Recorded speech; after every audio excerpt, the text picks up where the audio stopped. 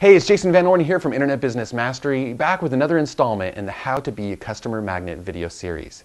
In this video, we're going to talk about what are those exact things that you need to say that will turn a brand new site visitor into an email subscriber and an email subscriber into a buyer.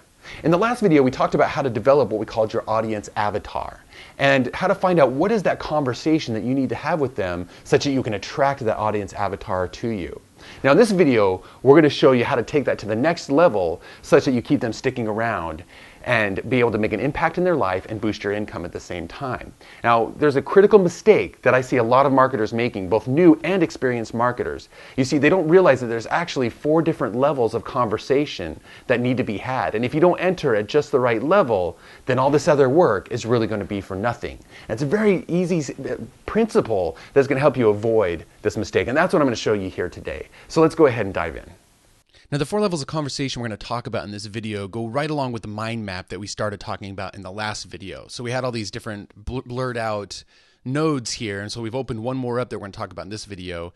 And last time we talked about pains, desired results, and roadblocks. Now these 4 right up here, these are by far the most important. And in a future video, we'll talk about some of these other ones right here. But if you get these 4 down, then you're going to be way ahead of the curve, way ahead of most marketers. And just as a reminder, the reason we're talking about 4 levels of conversation is because our job as a marketer is to enter the conversation that's already going on in the mind of the person that shows up at our site. Now, here's why it's so important to think about these 4 levels of conversation, because if you don't think about this, which most people don't, you're going to find a few things that are going to happen. Number one, you're going to attract the wrong potential customers, people that you don't enjoy working with, people that end up being problem clients that take more time and energy than they're worth. The second thing is that you're going to have people you don't really have a connection with, and so your marketing is going to be a lot harder.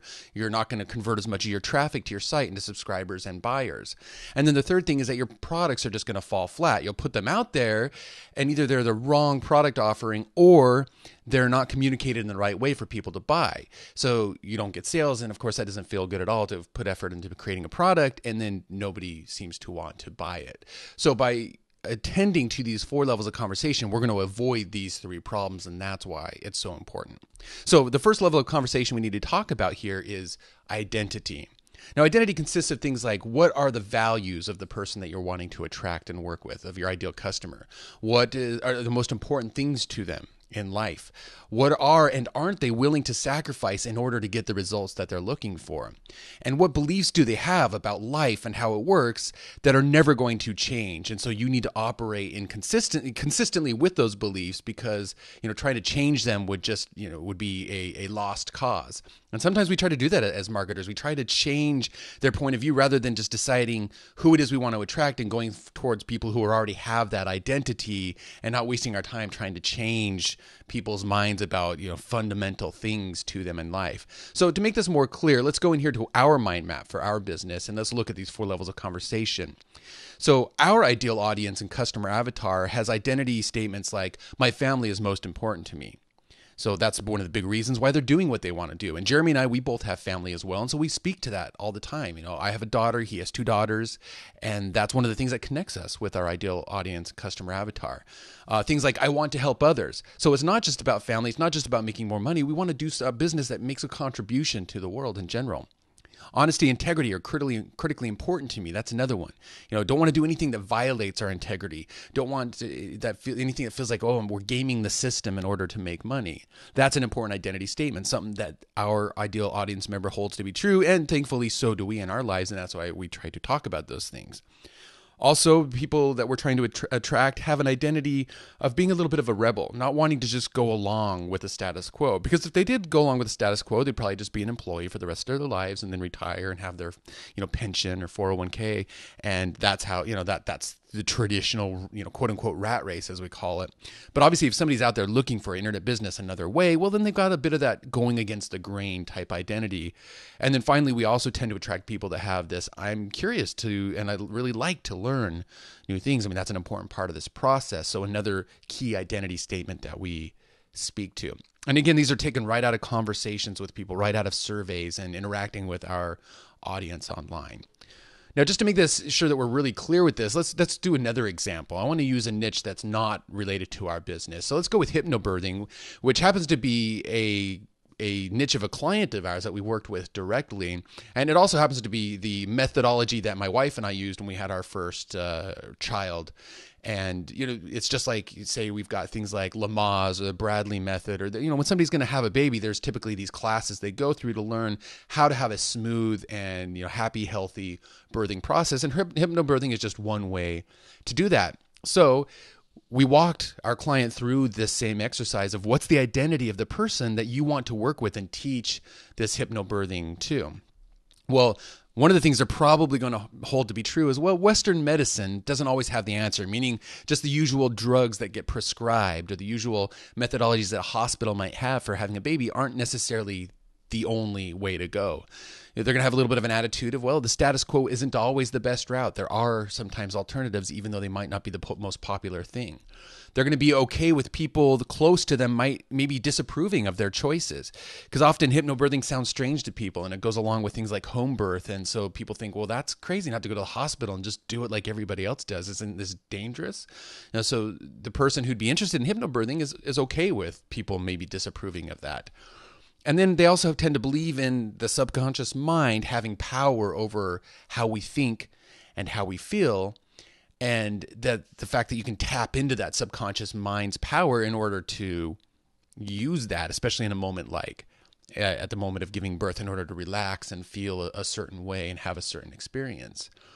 Now, if somebody shows up to your site, your hypnobirthing site, who doesn't believe these things, well, they're going to be a lot harder to have them want to stick around and turn into a customer. But when somebody does show up and you speak exactly to these 4 points and say these kinds of things in your content and your sales messages, well, somebody's going to be going, yeah, that's exactly how I feel. This looks like it must be the place for me. Whether or not they've heard of hypnobirthing before, if you're saying these statements, they'll be going, nodding their head going, yeah, okay, I'm going to stick around and see what else this might be all about. So that's the identity level of these 4 levels of conversation. The next level of conversation is results. And as it turns out, we've already talked about this in the last video.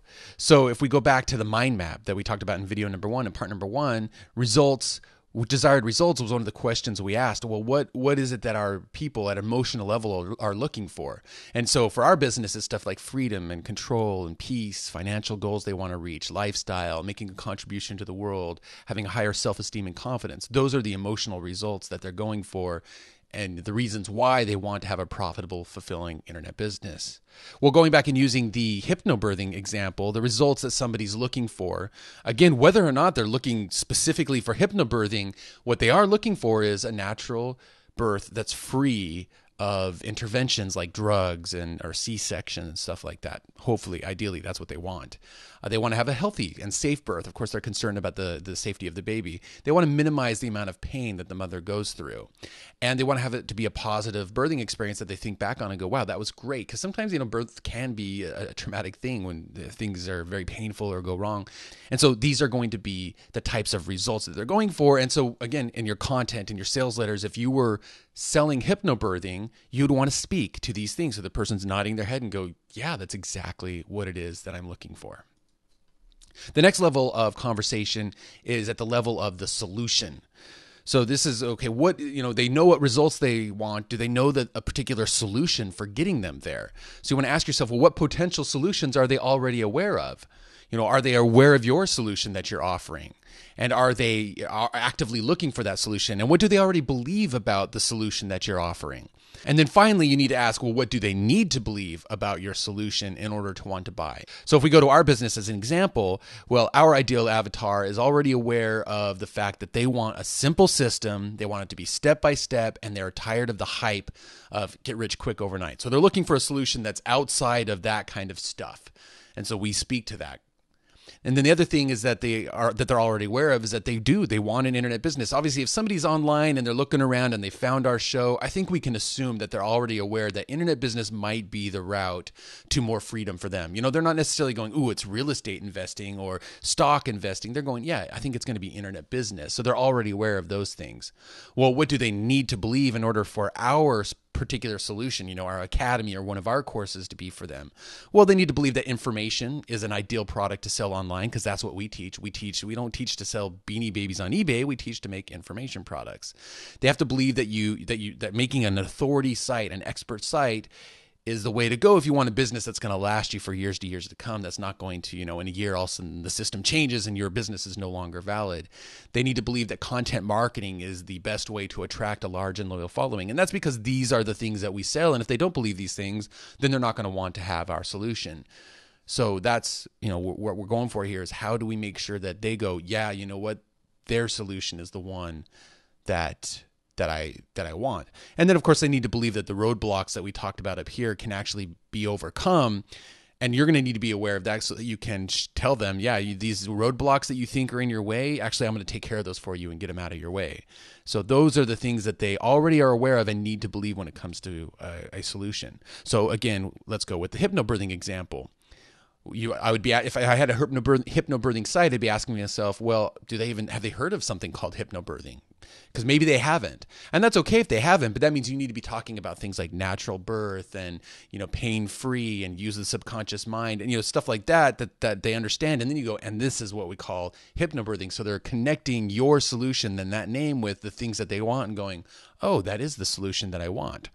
You also want to make sure, well, are they actively looking for hypnobirthing or actively looking for natural birth, or what is it that they're actively actually searching for online? Because those are the words you want to use.